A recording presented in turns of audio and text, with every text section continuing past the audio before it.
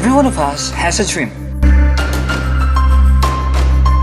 And for us who love to travel, we have what we call a dream destination. In my case, I have a lot of dream destinations. God knows how I love the extremes and the superlatives. I have always dreamed to experience and see the highest, the farthest, the grandest, the greatest, the largest, and all those things. And the next destination that I'm going to feature right now is an island of superlative isolation. Here's the story. Hello fellow town explorer, this is your Ilocano vlogger, 𝗪𝗦𝗡𝗪𝗜, and you are watching Admiration TV videos of town explorations.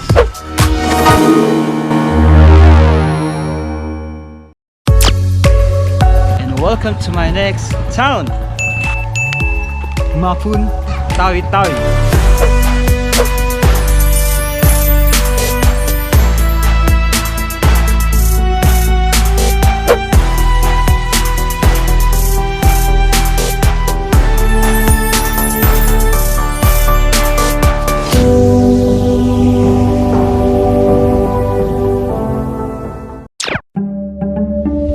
From Manila, I traveled to Puerto Princesa city.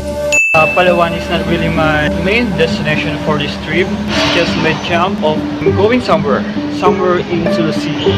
From the city of Puerto Princesa, we traveled down south to the town of Brooke's Point. Alright guys, ito kami sa terminal di Mapun ni Brooke's Point dito Puerto Princesa. Ken pagbaba may pilang tatay di tricycle. Kita kami taga-senin, kita kami sarap winning nga i-recruit nagtugan dagiti banda. Makadadag inunada. So iti kami nata unitivan Mapun di Brooke's Point. Ken kasi set up dati Palawan. Kanya mikin Kuya Mark, I think it's a best idea na digimesa nga slot ito'y ket binayaran ni tatlo na lawang pag-ginanji bags mi considering na gadati gamit ni. So if you are a traveler or a backpacker nga gadati gamit na, I think you should consider that idea. 90 makarga na, may kasama po yung driver for 300 pesos. That is stopover na 𝗕𝗘𝗘𝗡, and mga 3 to 4 hours. Yeah, we'll see later, mga 3 to 4 hours to fly. Kanya pati interesting na observe ko yung awan ti passenger kasi is di ayan yung kitinigang gano'n nakatadugan yung bed kastoy guys iti set up na dito yung Palawan. In Ilocos, this van would have been packed tight.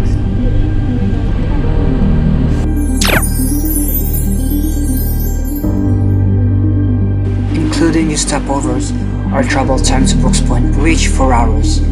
We reached the town after about 5 hours.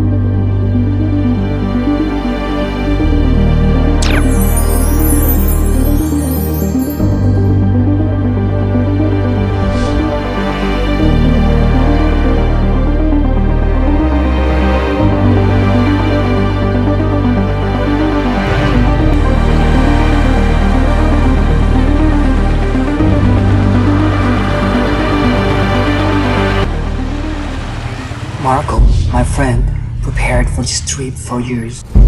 In my case, I've waited for this opportunity for years. However, behind all of these preparations, there was a big problem. I've already invested money, time, effort, and emotions just to make this trip possible. But I also entertained the idea that it might not happen at all. So, what was the problem? There was no fixed boat schedule. The absence of regular boats would mean we might be stranded in Palawan for weeks or longer. I had an approved vacation leave for 7 days, and I only had 2 options after 7 days. First, give up my trip destination, go back home and save my job. Second, pursue this adventure and risk losing my job. What was my decision? I choose the second. I choose Mapun over my job. That's careless.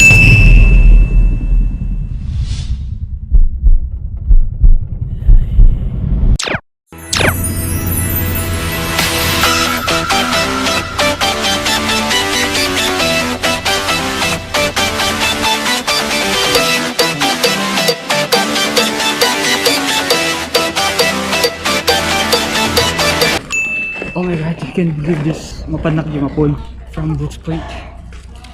So ito yung terminal fee, 20 pesos. Sumapang kami dyan dyan.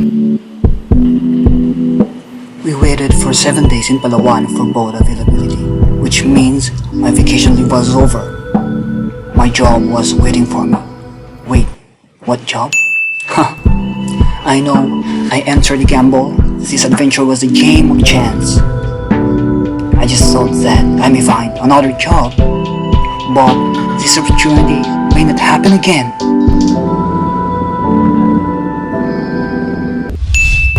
So we will be traveling for 16 hours. Ganda din ang Katalantian, kasto ito yung tsura ng lansya na Mapanjing Island Municipality ng Kapalan. That number, 32. So, hindi kiniresibo nga intindahan niya. That number na hijay. Now, iso di broken nga bed. So, kasi ito ang bed. Which bed is in number 35. Thank you. Resibo.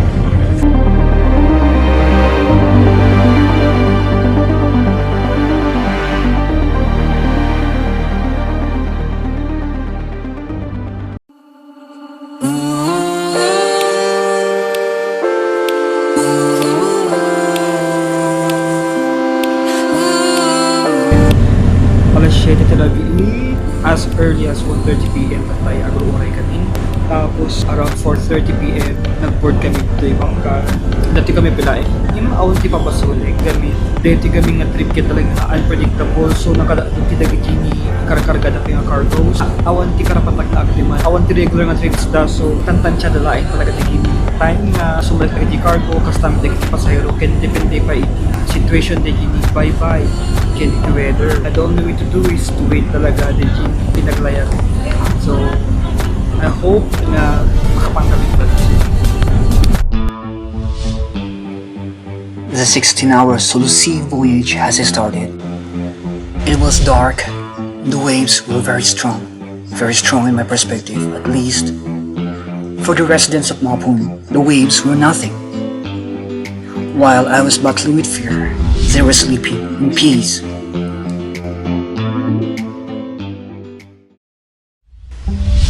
This is the island of Mapun. It's located in the middle of the Sulu Sea. The island municipality is isolated from the rest of the country. From Brooks Point, Palawan, we traveled to Mapun for 16 hours. Mapun is under the jurisdiction of the province of 𝗕𝗘𝗘𝗡. It's 24 hours away from 𝗥𝗜𝗦𝗧, the capital of 𝗕𝗘𝗘𝗡. 36 hours to 𝗬𝗢𝗦𝗡, closest Philippine city to Mapun. 8 to 10 hours to 𝗕𝗘𝗡, Malaysia. 𝗕𝗘𝗡 is the closest city to Mapun. Mapun is one of the most isolated towns in the Philippines. Mapun is closer to 𝗕𝗘𝗡, closer than any mainland town in the Philippines, and close enough that Malaysian culture has integrated into its society. This Mapun dance is called 𝗕𝗘𝗘𝗡, which traces its roots from Malaysia. Malaysian food culture is also evident, like this roti, sati, and mee goreng. This fishing boat in Mapun is registered in KT, which means Kinabatangan, a coastal town in Malaysia. This boat was registered in SN or Sandakan, Malaysia.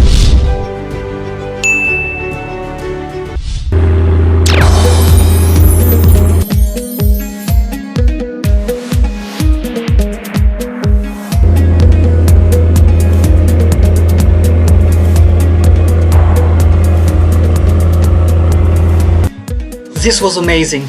I woke up in the middle of Sulu Sea.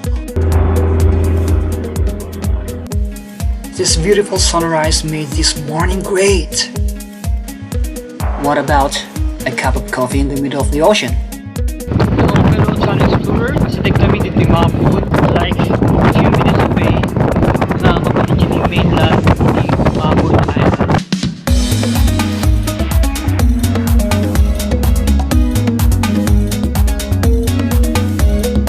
for the next episode. We are going to do Mapun town exploration.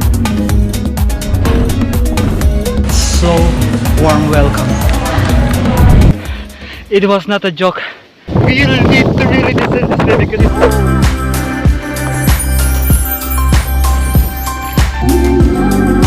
in our expense.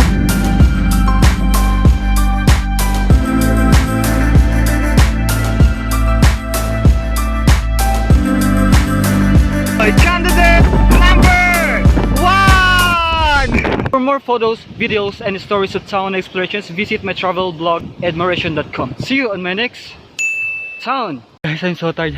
It was not a joke. Guys, this is the craziest descent I've ever had. Oh my gosh. Oh no, no.